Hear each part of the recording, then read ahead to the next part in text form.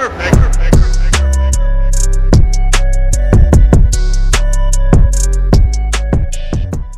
going on, folks? How you doing? How you feeling?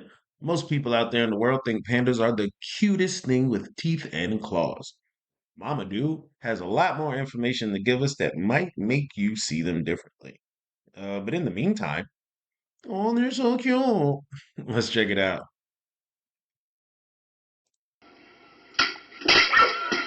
Hey, Ron. Hey, Billy. Are you coming up to chill? What's the plan, bruh? Everything is awesome when you're a panda. There are some animals whose entire existence proves that nature isn't about survival of the fittest. Survival Yo, of just barely being good enough. If life was a class, it wouldn't be about did you passing see with that straight A's, it'd hurdle? be about passing off your DNA before you become an F in the chat. And some animals are Okay, universally recognized as the remedial students of nature. Cheetahs are the red-headed stepchild of the cat world. Sloths are got basically free him. calories served on a moss blade. And roasting koalas is considered low-hanging fruit only because they happen to share the same IQ. And also because they put the mid in chlamydia. And it seems that everyone can agree that pandas are a Koalas are disgusting, like absolutely disgusting. All they do is get high and spread diseases. They're crackheads of the animal kingdom. egregiously bad at pandaing, and that we as a society need to stop being this biracial Winnie the Pooh's crutch and just let nature finish what it's clearly started. But are Ooh, pandas really that bad? Did we successfully gaslight the barcode bears of the world? Or do pandas really profit off the most OP pretty privileged genjutsu nature's ever seen? To find out, first we gotta lay out all the factors that make the Try to Panda challenge virtually impossible. But before that, this video was sponsored by absolutely no one. Let's get it. You probably already know that the panda's biggest problem revolves around it being a bamboo sink. 99% of the things that meets this oversized equality hamster's gullet is bamboo. Despite clearly being designed with carnivore software, it's the koala problem of building your entire meal plan around something that gives you very little back. Which is why pandas can spend up to 16 hours a day eating something they can only digest 17% of. The very definition of what? injustice is that when you Google sloth bear, this monochromatic try-hard vegan doesn't show up, since their diet of scarfing bamboo often leaves them with very little energy for anything else. So to accommodate this Wow. self-imposed energy budget, pandas developed relatively smaller sized organs, including, So they do is eat sugar all day and they're lazy. Hmm. Go figure. you guessed it, their brains. And something else, but we'll get to that. But yeah, being a bimbo for bamboo might have literally nerfed their Not a intelligence in the bimbo for process. bamboo. And some of you may have asked yourselves why the breathing bamboo persons don't just hibernate, since hibernation is basically power save mode for animals, and Because if they're anyone needs not sustained bears. energy, it's pandas. Well, one, bears technically aren't even true hibernators. But two, even if they were, eating like the vegan teacher's lapdog means pandas are physically incapable of putting on the fat reserves required to hibernate for months at a time without also getting perma-slept to starvation. But honestly, the Bro. problems with their diet have low-key been overblown. If being a bamboo junkie was their only issue, they wouldn't be as chronically down bad. At their core, animals have two main goals: Not food, the and hyenas. another F word my mom doesn't like me to say. We see how they handle their meal prep, but it's their love life that really screws pandas over. Pandas are absurdly bad at making more pandas. Off rip, their window to reproduce isn't even really a window, it's more like a hairline crack in the windshield. Female Yeah. pandas ovulate 1 to 3 days out of the entire year. That's only 24 to 72 hours are open for business out of a 1 to 3 days? I know there's some women out there who would love that. If they only had a 3 day window once a year to possibly get pregnant, I'm sure there are women out there who would love that. Some dudes would love that too, I guess. possible 8,760. And since being bent on bamboo means they eat, sleep, and socialize like a stereotypical Reddit user, finding a possible partner is often equally as difficult for them. Even if he does manage to track a female down, he still has a high risk of fumbling the opportunity because males are apparently illiterate at reading signs. Male pandas often struggle to interpret the signs that a female actually wants to mate. Word. And when you only have hours on the clock, mistakes like that ensure that the only thing She literally put that thing on his shoulder. She said it right here and said, "Sir, what's up?" My boy said, "Oh, this sugar cane so good." getting screwed is the future of your progeny. And even if the female is 100% with it, it's still not a for sure thing. Partly because male pandas struggle through the process of procreation in a way that is almost impressive, but also partly due to the panda's reportedly disproportionately tiny penis. Which is why pandacoitus is a lot like trying to get a quarter-inch USB into a port blind, while also wearing a 200-pound fat suit. Oh, and try without using thumbs. Nature did this obese Oh, oppression raccoon zero favors. Their mating habits are a big reason why the double-stuffed Ursus Oreos are where they're at. Pandas in breeding programs in captivity often show so little interest in their literal only job that researchers have resorted to showing them videos of pandas mating. Apart from pulling videos from Panda Hub, they are showing panda porn? Oh my gosh. They're showing pandas what to do. See, this is what they was doing. You could do it too. And they're trying to excite them. So is that supposed to excite them? You know what? Every day I am amazed at what we as humans do. researchers have also resorted to giving them actual Viagra. Although you'd need a magnifying glass to see if it's working, because again, the P in panda does not stand for packing. And even though most pandas rely on the grace of God as a wingman, somehow the jihad of life doesn't end once they add new names to the roster. Pandas are some of the worst parents on the planet. You've probably heard that if a panda has twins, one of them is a guaranteed loss, since the mother panda will abandon half her litter and leave that one twin to die. Which is even worse when you consider that grizzly bears will allegedly disown their cubs, but they only do it when there's one, since they'd rather start over with 2 to 4 cubs than put all their hopes and stock in one. The chosen panda cub doesn't get off scot-free either, since the yin-yang colored chonk bears of China have the highest mother-to-baby size ratio of any mammal. To put it in perspective, humans are typically 20 times bigger than their babies. Mother African elephants are typically 45 times heavier. A mama panda is approximately 900 times the size of her newborn baby. And since they don't have pouches like marsupials, that puts the panda at a legitimate risk of being turned into a chalk outline by its own oblivious mother.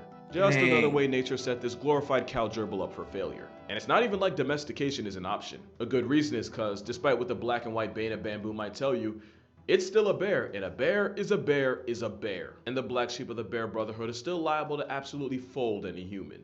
Especially since the one plus of constantly crushing bamboo is a bite force comparable to big cats like lions. In case you thought this plus size Oreo was sweet, one man nearly lost his whole leg after a giant panda wandered onto his land and crushed his leg like celery. Then there's the fact that a high volume, low efficient diet means the one man bamboo processing Bro. plant known as the panda can poop a healthy 40 times a day. And of course, living in the chilly, mountainous forests of Asia, pandas figured out that they can stay warm by rolling around and covering themselves in fresh manure. So if you want to add a biting, eating, pooping, sewer-smelling dependent to your family, like I always say, you're better off having children. Because there are no tax credits for providing for pandas. In fact, the opposite. Pandas quite literally cost millions of dollars just to keep alive. But mostly Yeah. that's because giant They had a panda out here in the Atlanta Zoo for a little while. It cost way more money than they make, bro. People don't want to see pandas like they used to, and you can just see them online now. Like, it's kind of cool, I guess, to see it up close, but it's not profitable to keep pandas in your zoo. That's why it's an exhibit, and they come for a little while and then they leave. pandas are leased by the Chinese government at approximately a fat million a year. And if one of those pandas gets knocked up, that'll set you back a cub tax of about 400,000. Which is why, currently, only 3 zoos in the US have a biracial bamboo munching beanbag. This says, oh my gosh, you can't see that. Wait. I need y'all to see that. This one's in Atlanta. This one's in Atlanta. Like that, I just said that. It was here in Atlanta. They're not here anymore.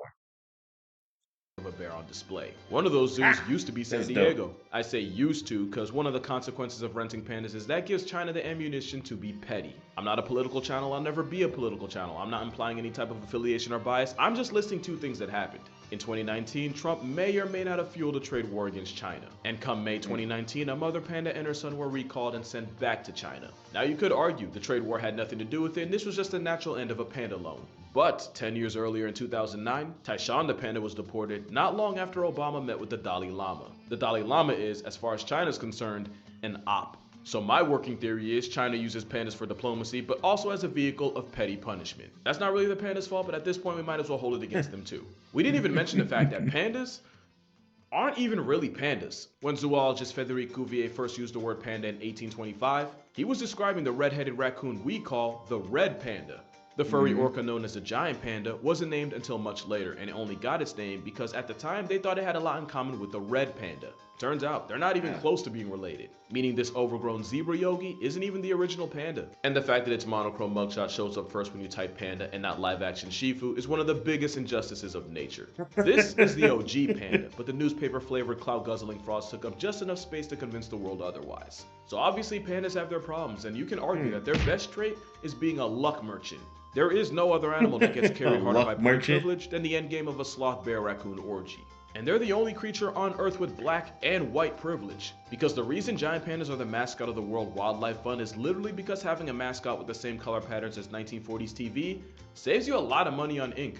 Yo, that sounds like a joke, but I'm not even kidding. If pandas were black and yellow or black and brown, they might not have gotten the job. But that aside, consensus is that pandas are so bad at pandaing that we should just let the flecks of China fade into oblivion the way nature intended. But is that really That's true, too or have we funny. just been doing giant pandas incredibly dirty this entire time? First thing to mention is that they're a specialist species, with that specialty being in binging bamboo. Being a specialist rather than a generalist means you can typically tap into a niche nobody else can. But that means they can adapt to changes in their environment, and that also means that there are only a couple things going wrong away from getting evicted from reality. Having a very that is particular set cute of skills though, might be right? great if you're Liam Neeson, but it can severely handicap you as a species. And the funny thing is, for all the crap pandas get, the biggest and arguably most intimidating land predator on the planet is a specialist. Polar bears depend almost entirely on sea ice to hunt, and if that goes away, then it's bye-bye ice bear. But for some reason, we don't on the polar bear nearly as much for being dependent on ice as we lampoon pandas for their life choices. Especially since it's habitat destruction and fragmentation that really had giant pandas down bad. You see, it's Yeah. believed the panda bear once had more variety in his diet and was more omnivorous. But likely because there was just so much bamboo everywhere and virtually zero competition for it,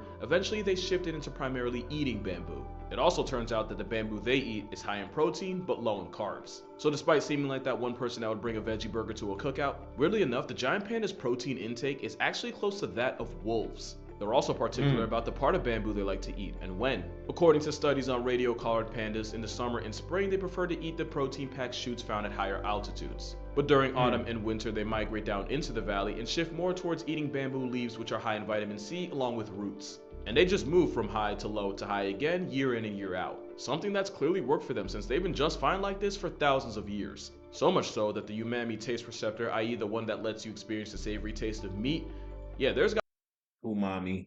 He meant to say umami. so that the umami taste receptor, i.e. the one that lets you experience the savory taste of meat, theirs got turned off. And they even evolved a false thumb for no other reason than to help them hold bamboo. So clearly pandas had a process that worked. The problem is when you fragment the habitat they spent thousands of years in and separate them from the food, the result is less pandas. We love to say pandas are bad at life, but by receding their habitat like a middle-aged hairline, we haven't made living any easier. Also, the whole point I made about pandas being bad at making whoopee, turns out that might just be propaganda, because in a twist, the giant panda's reproductive rate really isn't that much worse than that of American black bears. And black bears, they're doing just fine. In fact, everything I said about pandas having negative riz really only applies to those in captivity. In the wild, female pandas do have a small window for baby making, but that's often after a selection process that involves at least 2 males running fades for her honor. In a process that can last up to and over a week. And we now believe that this process might just be Bro, I'm not fighting for a week, bro. I'm not fighting for your love for a week. I'll fight for a day or two, but a week? I'm tired after the fourth day. what stimulates ovulation. You can't really replicate that in a zoo, and between that and a constant flow of people, that's probably the biggest reason why pandas in captivity become celibate. Like, be real, if you were forced into an arranged marriage and had to have an audience watch you consummate it, you'd be a little awkward too. There is no bigger indictment than the fact that a zoo in Hong Kong had been trying to hook up 2 pandas for the better part of 10 years. And it wasn't until a certain beer virus of 2020 shut down the zoo to the public that the 2 bears finally got it on. Roommates for 10 years, and all it took was a couple months of privacy for them to fornicate. But even with all the slander, pandas are actually in pretty good shape. And that is a problem. With about 2,000 pandas alive today, pandas were recently demoted off the endangered species list. Yet giant pandas still finesse a bulk of conservation efforts simply cause they're cute. Think about it for a second. Pandas have big eyes, big foreheads, and chonk physique. If they didn't remind us of babies, we wouldn't be this invested in their future. There's like 400 blobfish left in the entire world, and you probably didn't know that because, real talk, nobody's buying their child a plushie that looks like a deflated sunfish fetus. Not to mention the animals that could legitimately destroy entire ecosystems if they go ghost, like bees or certain types of plants. They become an afterthought because, pretty gets priority. It's like that one gym teacher that ignores actually struggling students to help the attractive girls in class that don't need or ask for it. That's right, pandas are hot girls. Side note, why does it always seem like the gym teacher's on felonious timing? Pandas aren't perfect, they're miles away from it, but at the end of the day, What we've is he done far doing? more to them than for them. But that's gonna do it for this video. Be sure to check out my book for 100 animals Oh, that can man. absolutely fold you like a lawn chair, link in description. Drink water, you need that stuff. Hug your mother, tell Pops you appreciate him. Matter of fact, might have to make a Father's Day video in the name of equality. But until then, I'ma see y'all in the next one. Now for y'all that watched till the end, here's some panda ASMR.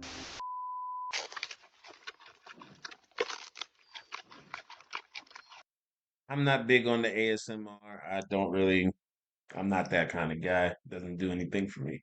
But I can't lie, it's look how happy he looks though. Look at that face. Listen, that's a happy panda, okay? Not to mention, Kung Fu Panda was one of my favorite movies rather. Love Kung Fu Panda, all of them. The fourth one was actually pretty good. So there you have it. Pandas. No one really knows what they're doing. They don't clearly know what they're doing half the time, but it's an animal nonetheless. And for some reason, humans always want to intervene with something when they feel as though nature is not doing its job. But nature knows what it's doing. They always know what it's doing. Nature knows exactly what it's doing. It's nature. It's been around way longer than we have. And when you interfere with something, you kind of mess it up. So I say leave the pandas alone. Leave them alone. Stop messing with them. Let them do their thing. And I don't think they're going to go anywhere. I don't think they're going anywhere. I don't think pandas are going to completely get wiped from existence or any of that. Um, but I would love to see a panda evolve. Like, what would they evolve into, right? If they could step it up a notch. If pandas stepped it up a notch, what would they step it up to? Because those teeth and those claws could still eat meat. I would hate to see that. They say enough of this sugar cane. I want something with a little bit more protein. It's a protein in the sugar cane apparently, but they might be feeling like a little juicy steak or something. I don't know. That would suck.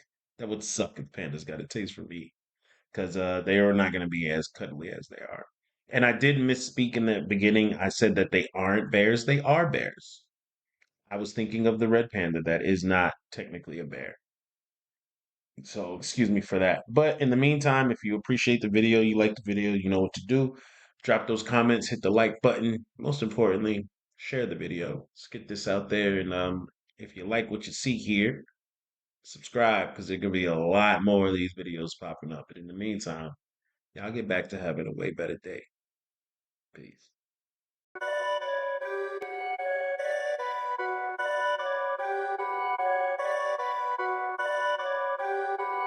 Perfect.